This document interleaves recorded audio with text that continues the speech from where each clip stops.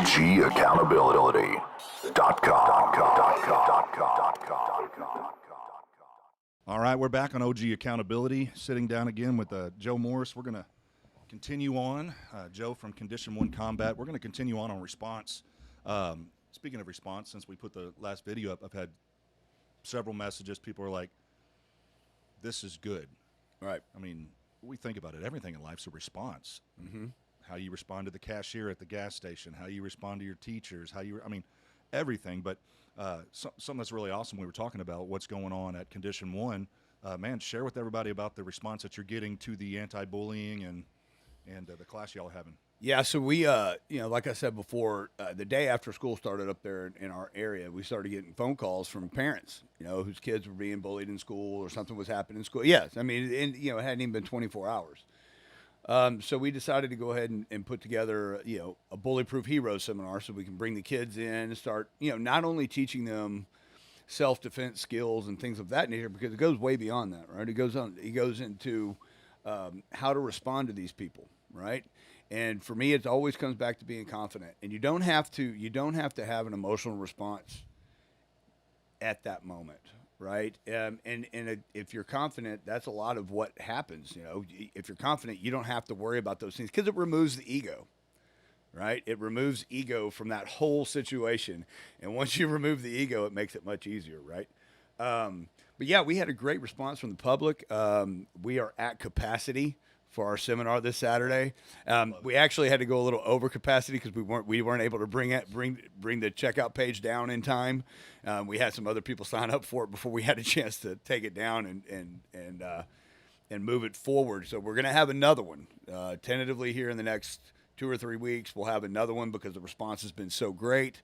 And hopefully we'll fill that one up too, and just start giving these kids some tools that they can use.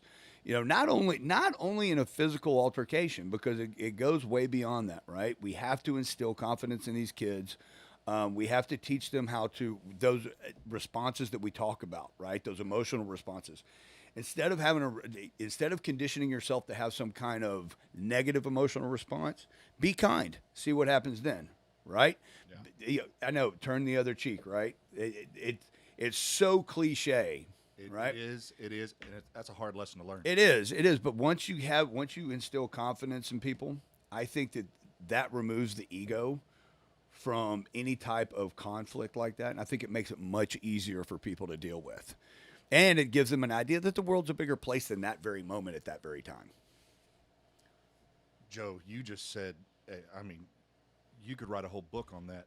When you get caught in a situation, in a scenario, mm-hmm. all the world disappears and that problem becomes your world.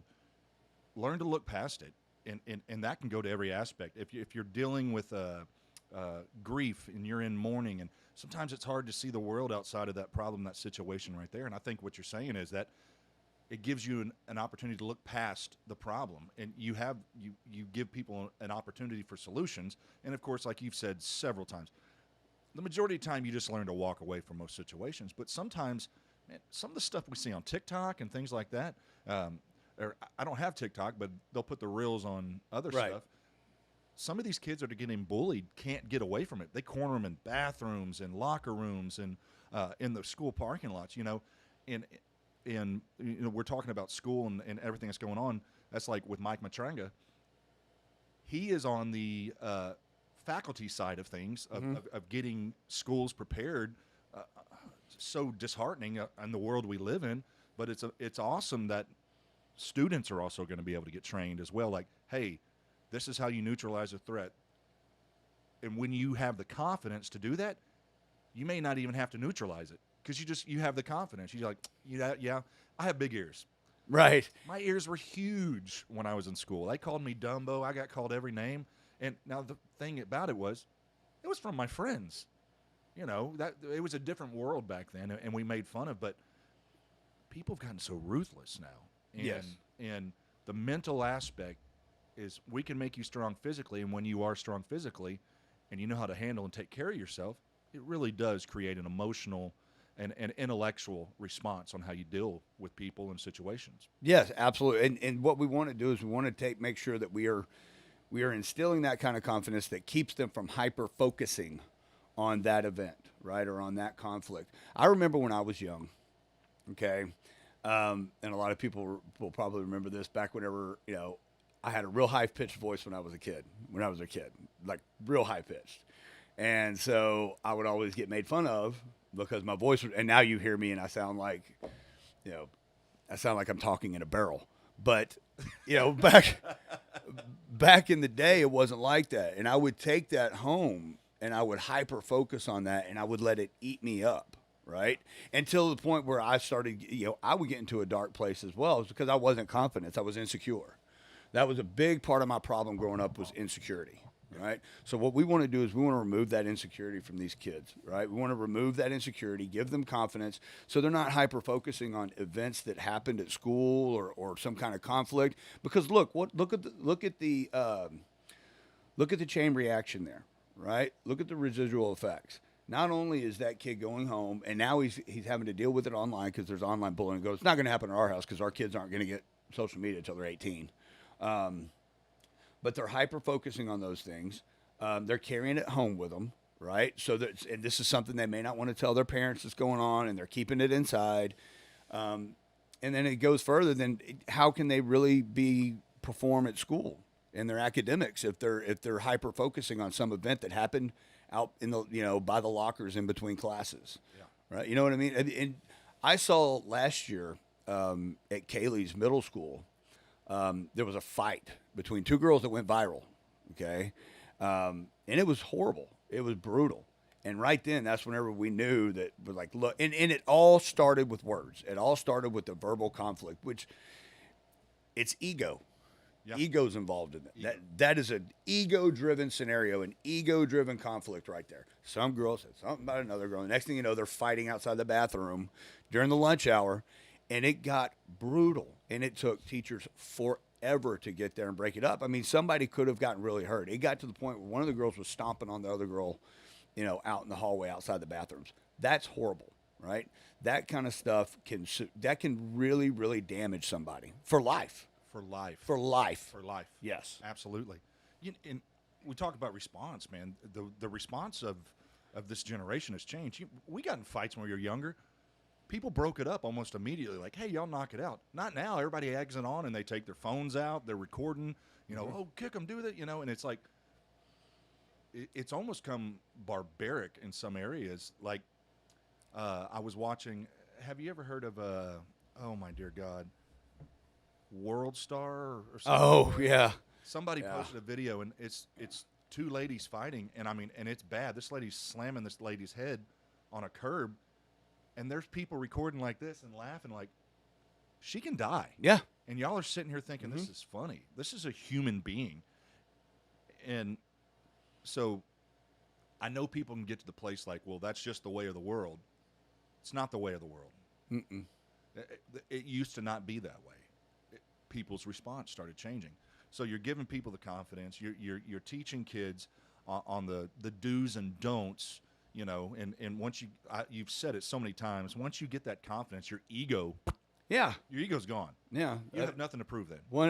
Easily. That's what, whenever I really got heavy into martial arts, that's whenever I found there was more of a calmness that in public that I had. And that calmness came from more, confidence. And like you were mentioning earlier about, guys driving down the street and you get into an argument with them. You're never going to see that person again. Yeah. You're never going to see them again. You have no clue who they are. There's no reason to pull over on the side of the road and puff your chest out and fight in the median, right? There's no reason to do that. I just think that it comes back to we have removed the human and the personal human interaction through social media. And I think that's removed a lot of these human qualities that we're supposed to have, like compassion, right? Instead of being compassionate, people want likes. They want to be popular. They want the most followers. They want, instead of going out there and doing good to get that, right? The one thing that I always teach Cyrus is to go out there and get attention by doing good things, right? If you are seeking affirmations from somebody, seek positive affirmations for something positive you're doing, right? Don't seek affirmations for the negative stuff like you're seeing online. When look at TikTok, and I mentioned this last segment. Everything that a lot of what these kids are watching these days to get laughs and likes and followers has to do with some sort of mischief. Some sort of rule breaking, some sort of I guess you could say sticking it to authority, even, to a point. And that's kind of where they're getting their kicks.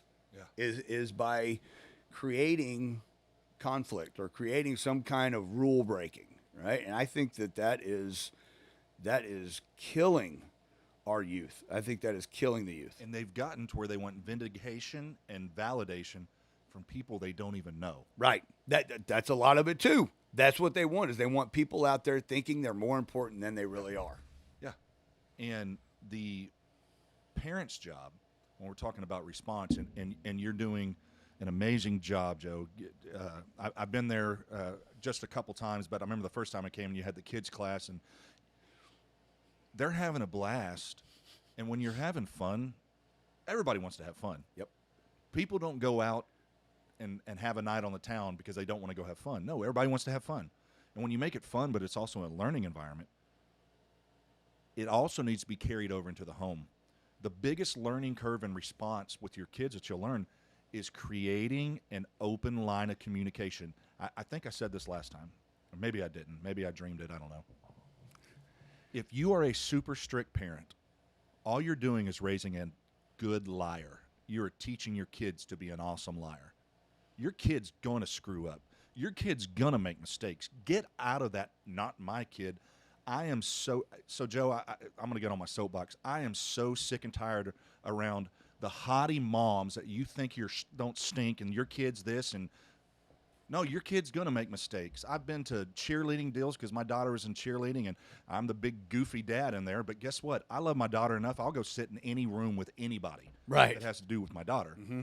And I sit here and talk about, well, Sheila did this, and my daughter and her daughter, oh, my God, and her back handspring. I'm like, shut up.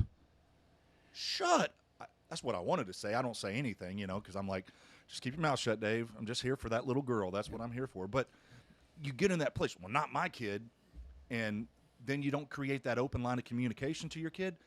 17 years of youth pastoring, I'm going to tell you this. Yes, your kid, my kid, your kid. They're going to do something stupid. They're going to make mistakes. They're going to do something they regret. That's part of life. But the way things have gotten is kids try to hide everything because they're so scared they're going to be in trouble. And you need to teach your kids, my response to you is always going to be out of love. And I'm not going to respond out of anger. You still may be disciplined, but I'm not going to do it out of an emotional response to where it's like, well, you're not going anywhere for 3 months, and then I have to crawfish on it. All I did was just teach them, well, he's not really going to stick to his guns. So there's been times I tell Peyton, she does something I don't like. I say, hey, baby, look, I need to talk to you. We talk, and I tell her, hey, the next 2 weeks, you're not going to do this. She talks to me just about anything. And it's not because I'm a great parent or I'm full of flaws and mistakes. I've just created an open line of communication. So she feels comfortable. I don't have to pull things out of her. Like, she'll talk to me about when she's sad, when something's affecting her, something's going on. So get past the point of, I'm just going to send my kid to condition 1 to learn. Carry it into the home. Create an emotional intelligence in them. They're learning skills physically, and it's going to help them mentally in dealing with people. When they get in like you said, that little universe that you create a place that they can talk to you. Right. That's one of the things that I've done with all the kids is, look, come and talk to me. Okay, if you messed up, you want me to find out from you, right? You don't want me to find out from somebody else. Or the internet. Right. So if you mess up, that's fine, but come tell me. I want to make sure that I don't want my children to fear me, right? Yeah. I do want them to respect me. I'm their father, okay? But I don't want them to fear me, okay? They need to be able to come and talk to me about stuff, right? Because if they come and talk to me about stuff, that gives me a position I can defend if I have to, right? Yeah. If I get blindsided by it, I don't have anywhere to defend it. Yeah. How can I defend it if I didn't know about it? Exactly. Right? Exactly. communication, open communication, but a clear line of communication. And what I mean by that is you and I sit down to have a talk. I know 100% what I mean.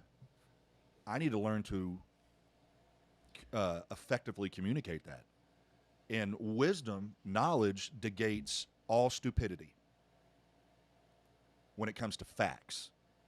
Okay? If I can state the facts of what's going on, there is no, of course people can just be ignorant in their mindset, but to the facts, now all wisdom's put out. This is what happened. Or what I love is, I'll tell the story real quick. We had a lock-in. The kids, our ceilings are black. I have cameras up there. You can't see them. I come in. The vacuum cleaner, a $385 Orc vacuum cleaner's on the ground broken. I'm like, guys, who did this to the vacuum? Nobody knew.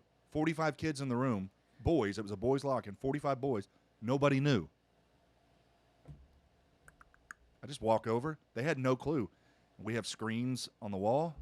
I just go over, click it off one screen, and these cameras pop up, and I see heads start going, and they start whispering. I'm like, anybody want to tell me what happened before I look? Because when I do, you're going to get a different David. And, of course, nobody. So I rewound it. The kid who did it, I was like, hey, come here. Called their parent. You ready for this?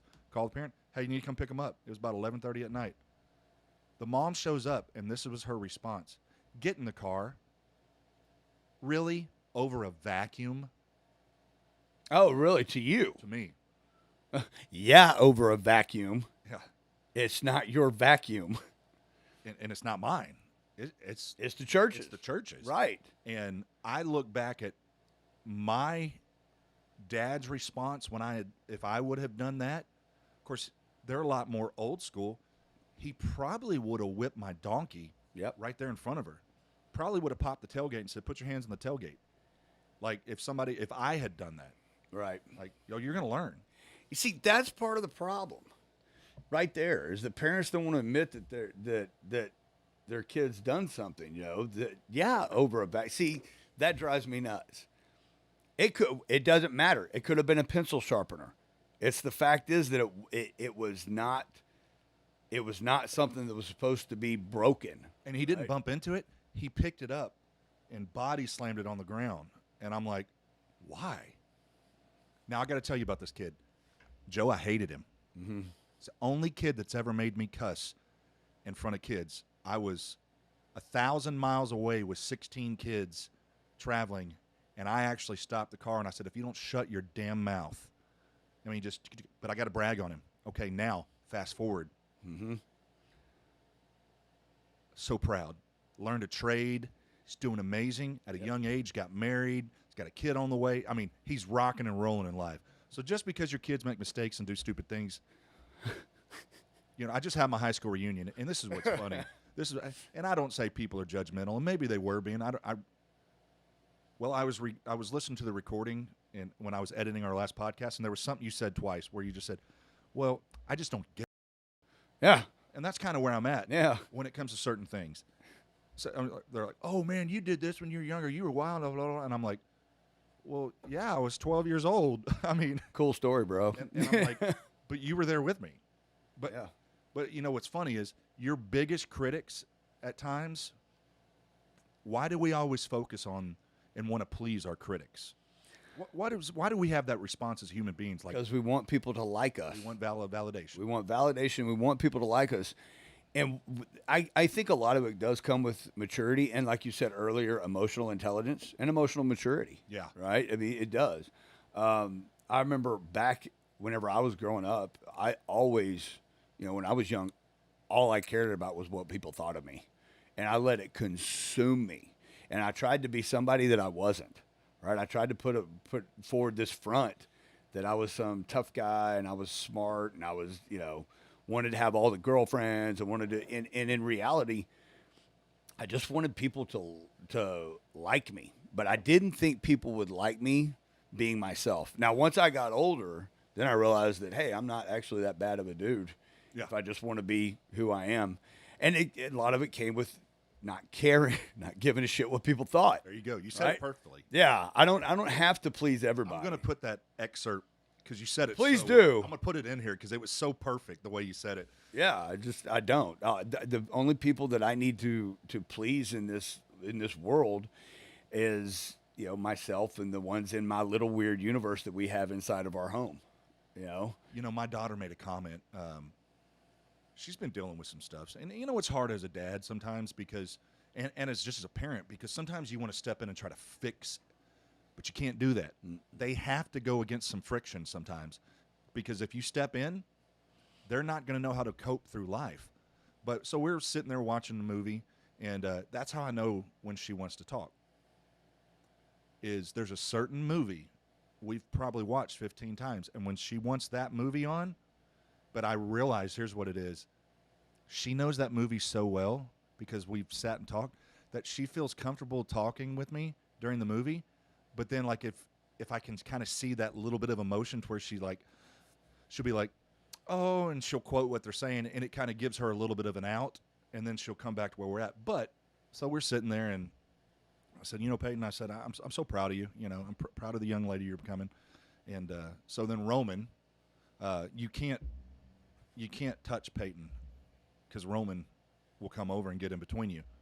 So, you know, I put my arm around her. Well, he comes running up and jumps on me because you can't touch her. And so she ends up laying her head on my shoulder, and he's sitting next to us. We're just kind of sitting there, and she hasn't done that in a long time, and I loved it. You know, people that have kids, please write this down, put it in your phone, make it your Facebook what's that page, the picture that's at the top of your page. Anyways, just write it down. Yeah. When people tell Cover you photo, that's it. that your kids grow up so fast, if you have younger kids, it's not cliche. You're going to look up and be like, oh my God, where did time go? And so she lays, and she made a comment. She goes, I love our little family. And I'm like you said, yep. It's our little universe. Yep. We create this safe place. And in the words of Joe Morris, I don't give a shit what anybody thinks on how I'm supposed to do things. When I'm pleasing myself, pleasing my daughter, being a good father, living to the morals that I think I should live to, why am I going to live my life and respond to people that don't matter, don't merit, don't pay my bills, and we put so much focus into it. And I know I'm a pastor. I shouldn't say shit and stuff like that, but sue I can me. say it. Joe can say it. Matter of fact, when I point, you say shit. I'm sorry. I'm getting emotional. And if you can cut everybody out, and like you said, if you look like the Billy of all the world to everybody else out there, but you look like a fool to those who live under your roof, are you really that good? Are you really that cool? No. What kind of impact are you leaving on them? What kind of legacy are you leaving behind that they can follow? Yeah. What kind of positive ethos are you presenting every day to them? Right. That's what's important. And then those around you, even it's from your spouse all the way down to your kids, they start realizing, well, we're really not that important. It's all about everybody else. Yeah. And you know, I was dealing with somebody just recently, and I don't like the word dealing, hanging out, and they got up and went to the bathroom, and their wife made a comment to me, and this is what she said. I gotta word this very well. Are you pointing? No. Okay. But I shit. I didn't want to. I don't want to say anything that would give away who it. Anyways, she made a comment. She just said, "Sometimes I wish it was just us, like just he and I. There always has to be somebody around. We can't go on vacation. People got to come with us. We can't go to dinner. People got to join us. We can't have a barbecue. We got to have people over." And I kind of sat there. Once I knew that's how she felt, I'm like, I'm going to kind of start distancing myself whenever it's, hey, man, we're doing this, or hey, we're going here. I'm going to kind of start distancing myself, because when somebody gets to the point that they will speak up, but if you're only caught in yourself, you don't listen to what somebody's telling you, and you don't care. The reason she was telling me that is, like, hey, maybe you should say something and they'll listen to you, or she was letting me know, like, hey, maybe next time you get an invite, Just don't come. Just don't come. And it's not just me. I mean, There's always people, and I'm like, oh, okay. Yeah. And when we get into that response, that we're worried about our response because of what people will think. You got to be genuine or Right. genuine. You know, it's yeah. You mentioned that, and it's really funny because for me, I can't shit. For me, I can't wait to get home. Yeah. I can't wait to get to that little weird universe that we have. To me, that's where I want to be all the time, right? I mean, of course I can't because I've got a business to run. I've got, but that's another thing that's cool is my family's up there with me also. Yeah. Okay, but we get enough of that outside, socialization, dealing with the public in the way that we do all the time, that it makes it so much sweeter or much more sweeter whenever we have that time alone as a family. Yeah. Right? I mean, every night it's like that. We have our routine. Last night we broke the routine for a little while. We had one of our jiu-jitsu coaches come over having dinner with us, right? And it was awesome because he had just got through doing a private lesson with Cyrus and Kaylee, came over, ate some chicken wings with us, had fun, and then, he left, and then it was just Tia and I sitting on the couch. Kids have already gone to bed, and it's just us hanging out and having a good time. That's awesome, man. And no, let me tell you, she is like, we talk about confidence, right? I mentioned it earlier, and I've mentioned it a lot in the last few segments, but I really think it's key because confidence got me through a lot of shit whenever I didn't know what the hell I was doing. A lot of time I was faking it till I was making it, but I was being confident while I was doing it. Yeah, sure, do it. Yeah. You're YouTubing how to do it. Yep, got it. Yep, that's it right there. And I had no fucking clue what I'm doing. That's awesome. But having that family like that and having that strong family, that gives me so much confidence to go out because I don't give a shit what people think. Yeah. Right? I know I'm going back later on to, to my kids, to Tia, to Cyrus, Kaylee, Elise, Nicholas, Sheridan, Kaylee, and all of them. They're just, I'm coming back to all of them, right? And as long as those people are happy with what I'm doing, Yeah. I'm good with it. You're good with that. And Yeah. now, Joe, could you have appreciated that when you were 25? No. When I was 25, I was a wreck. I was a wreck, but I was still full of ego. Right, I was still full of. I didn't have serenity. Was the key to it. Going home to my family not only gives me confidence, but it gives me serenity. Right, there's serenity there, and I think that a lot of people are missing that. They're searching for it. Yes, they're searching for it, and you have to be able to be alone, not only with yourself. You have to. You have to know how to be alone, not only with yourself, but you have to be okay with being alone with your family. If you're not, something's missing there. Something's wrong. Yeah. Something's missing, right? I don't know what that may be. Let me say it better than that. It's not that something's wrong. You're just out of balance in some area. It doesn't mean there's something wrong. You're out of balance. Maybe your priorities need to be adjusted a Yeah. little bit, right? Yeah. And that was one of the things that, for me, my priorities were always screwed up, right? And it wasn't until I found serenity in myself, right, that I was able to go out and find the missing pieces in my life. I had to be okay with myself first. And a lot of that had to do with removing ego and removing ego, insecurities, all of those things, distrust, all those things had to be removed in order for me to find the peace that I have now. The response that we give to people when you're confident and you're actually listening to somebody, you can give them a great response. But when you're full of ego, every response you give is you're really interjecting yourself into a scenario or situation. You're not really giving advice. You're telling them, be like me. Right. Instead of what's good for them. Right. And it's taken me a lot of years to get there. I growing up and you and I have been, and I've talked to you because I respect you, Joe. I respect your opinion. Thank you. I appreciate that. I value it. And I'm getting back to who I was because I got so far removed from my belief and who I was because of hurt that was done to me and hurt I caused to people. And when you can refocus, revamp, and get back to that place, I notice my response changes in dealing with people. I can deal with things without getting irritated or mad or telling people, grow up. Like, Right. you're really crying over spilt milk. But this is what Joel Osteen gets a horrible rap, okay? Do I agree with everything Joel teaches? No. But guess what? I don't have to agree with everything you teach. I do agree with a lot of the good he does. Now, would I do things differently? Yes, but that's me. Now, having said that, out of Joe's response, the guy is a prince.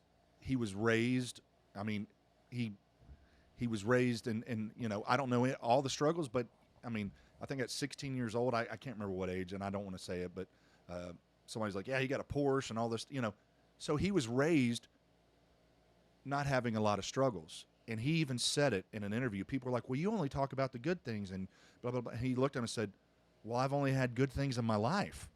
So I don't know how to talk about heartache and problems in these areas because I've always had good. Sometimes people's response, and they are crying over spilt milk, and to us, we're like, are you serious? Well, that's all they know. To them, it is a big deal. And to us, we're like, for real? Most of what we go through are first world problems, right? They are. I mean, come on. Let's be honest. How about that guy who had an emotional response that's sitting in TDCJ right now for the next 20 years? Okay? Or did something when they were intoxicated or high, and were incapable of rational thought at that time, and now they're sitting in, they're locked up in a unit somewhere for the next 10 to 15 or 20 years, off of one incident. One incident. Yep. That emotional response, and then probably truly are sorry right after. Too late. Too late. It's too late, Done. And when last night, I don't know if you saw the news this morning. I got up at 5:30. Some guy went to a biker bar his ex-wife was at, shot her like 4 or 5 times and killed 4 people, and then got in a shootout with the police, and they had to do their job and neutralize the threat. And the emotional toll that's going on, I will tell you, 5 years ago, if you talked to me about emotional health, I'd been like, get out of here. You're full of shit. And there's power in this. Yeah, it's right there. I keep wanting to grab one. The wintergreen lifesavers. If I have one, I'm going to eat 10 of them. I like the gum. Yeah. Anyways, but I would have said you're full of it. Right. But we're seeing what's going on. Somebody pulling that trigger, it started up here. It's an emotional disconnect that has created a perversion in the mind that you would go and do something like that. Yeah, I think that they're looking for some type of relief from that pain, and they're thinking that Let's is that a point? No. Okay. No, I'll use the left hand. Let's take a break real quick. Okay. And let's get what you just said. Okay. About trauma, response, and hurt, and how we respond to that. Right.